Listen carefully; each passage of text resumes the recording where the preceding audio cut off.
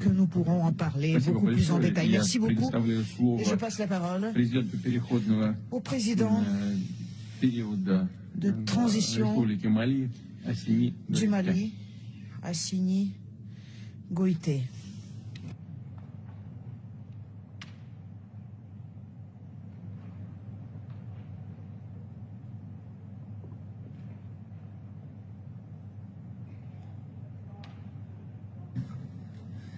Excellence, Monsieur le Président de la Fédération de Russie, Excellence, Monsieur le chef d'État et de gouvernement du continent africain, Monsieur le Président des instances régionales et sous-régionales africaines, et distingués invités, Mesdames et Messieurs.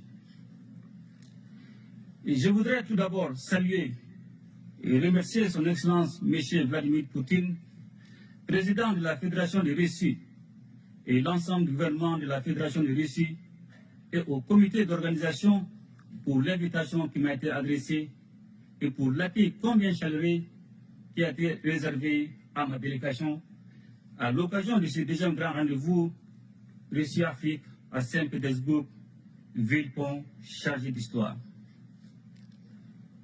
Excellence, Monsieur le Président, distingués invités, la tenue du sommet de Saint-Pétersbourg moins de 4 ans après celui de Sochi en 2019, témoigne une fois de plus de la qualité des partenariats stratégiques entre la Russie et l'Afrique.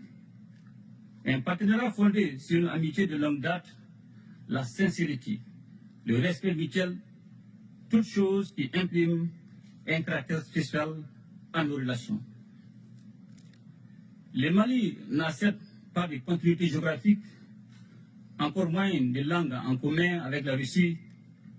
Cependant, nos deux pays entretiennent de solides relations d'amitié et de coopération depuis 1960, date de l'accession de notre pays à l'indépendance. En dépit des bouleversements intervenus, nos relations se sont densifiées et diversifiées avec des succès et des réalisations dans les domaines stratégiques comme les infrastructures, l'agriculture, la santé, l'enseignement supérieur et la recherche scientifique, la géologie et les mines, ainsi que la défense et la sécurité. Malgré la situation géopolitique et la conjoncture mondiale, il est évident, et cela est bien un constat, que le peuple malien est fortement mobilisé aux côtés des autorités de la transition, dont l'objectif est de construire et de consolider dans la durée un partenariat stratégique gagnant-gagnant entre le Mali et la Fédération de Russie pour le bonheur de nos deux peuples.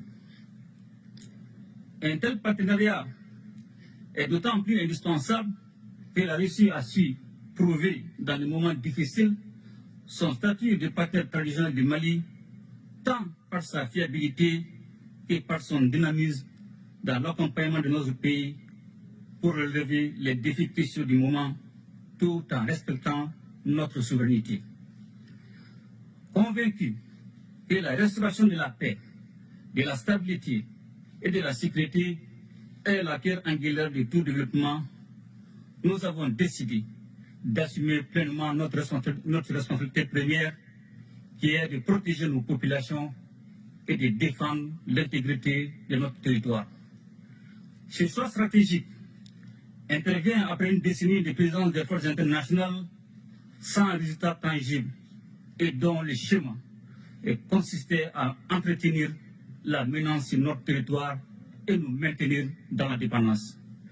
C'est pourquoi, dans le cadre du renforcement des capacités opérationnelles des forces de défense et de sécurité, le Mali a noué avec la Russie un partenariat militaire dont je tiens à saluer la fiabilité. Ainsi, avec l'appui de la Russie, le Mali recouvre progressivement sa pleine souveraineté sur l'ensemble de son territoire et nos forces de défense et de sécurité opèrent en toute autonomie et en toute liberté d'action. Les forces maliennes sont désormais dans une dynamique offensive, reprenant du terrain et réduisant de façon significative les attaques ciblant les camps militaires et les civils, permettant ainsi le retour progressif des personnes déplacées et des services sociaux de base dans plusieurs localités. Aussi voudrais-je, Monsieur le Président, vous renouveler ma profonde gratitude pour l'appui de votre gouvernement sous votre impulsion qui a permis à mon pays de connaître des avancées significatives dans le cadre de la lutte contre le terrorisme. La coopération entre nos deux pays ne saurait se réduire aux seules questions de défense et de sécurité. Elle embrasse également les domaines du renforcement des capacités en ressources humaines par l'augmentation des bourses d'études dans tous les secteurs stratégiques, ainsi qu'aux relations économiques et commerciales. Ainsi, les partenariats entre les secteurs privés de nos deux pays connaissent aujourd'hui une nouvelle dynamique. Les forums économiques et humanitaires en marge du présent sommet est une opportunité pour accroître les relations économiques au plan bilatéral. Monsieur le Président, Mesdames et Messieurs, profondément enracinés dans nos traditions sociales communes à de nombreux pays africains, les Maliens sont fiers de cette appartenance au continent africain, riche de sa diversité et baigné de traditions séculaires, d'égalité, d'équité, du respect de chaque société et des droits humains fondamentaux.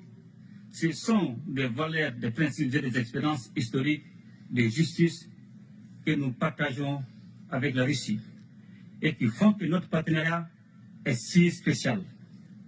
Aujourd'hui plus que jamais, les destins des peuples africains et russes sont liés. Cette interdépendance exige une réponse collective et appropriée aux défis auxquels nous devons ensemble faire face.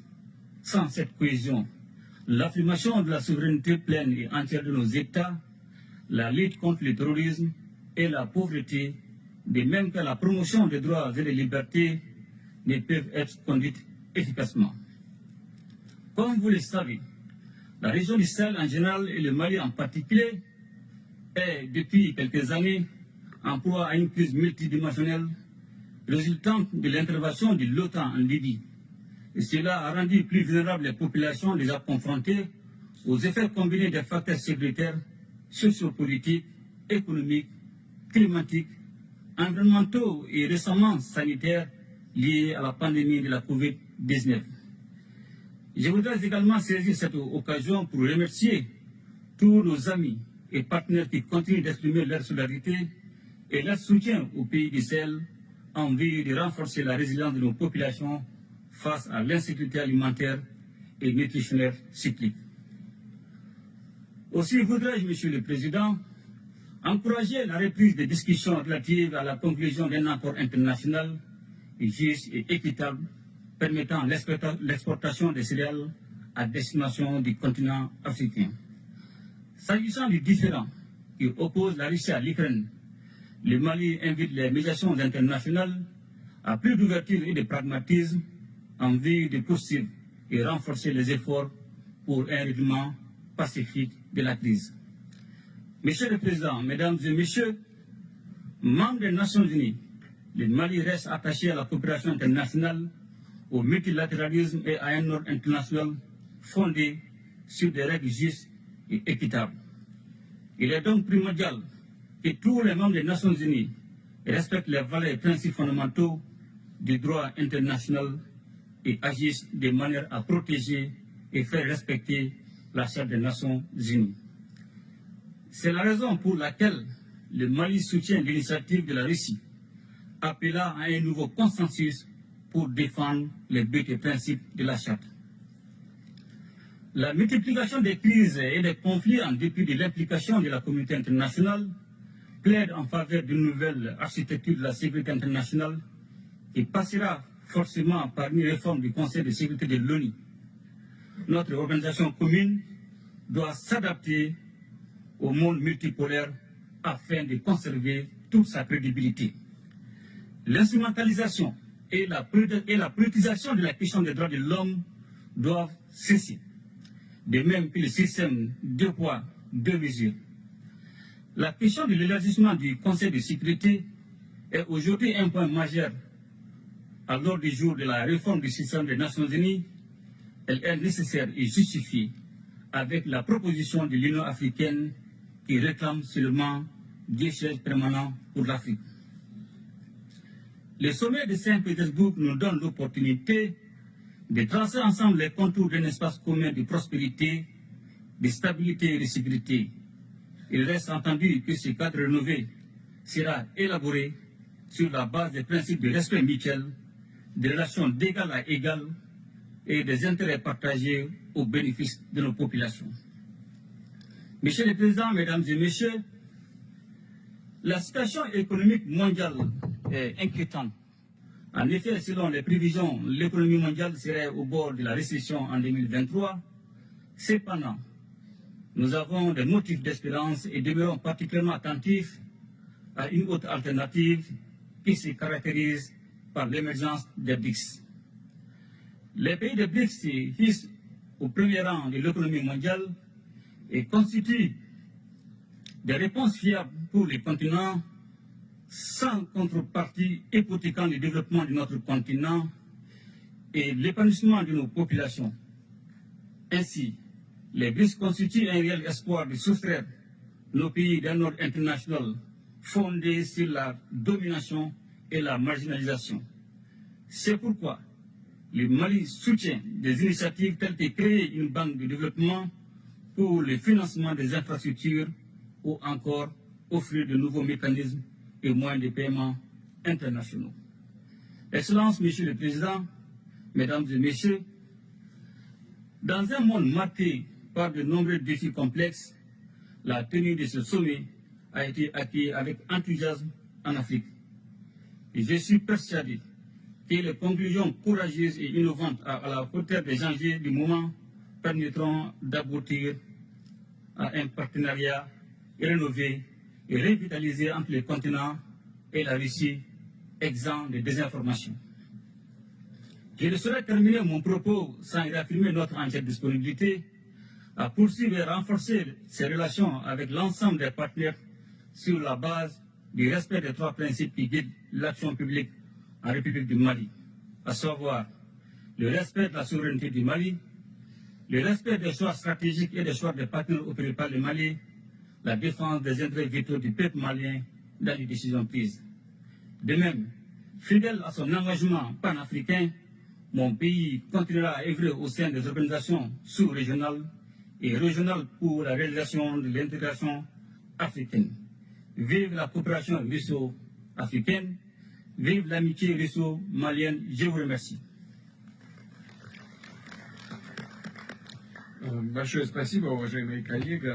Merci, chers collègues. Vous avez dit beaucoup de choses importantes et nous avons écouté avec attention.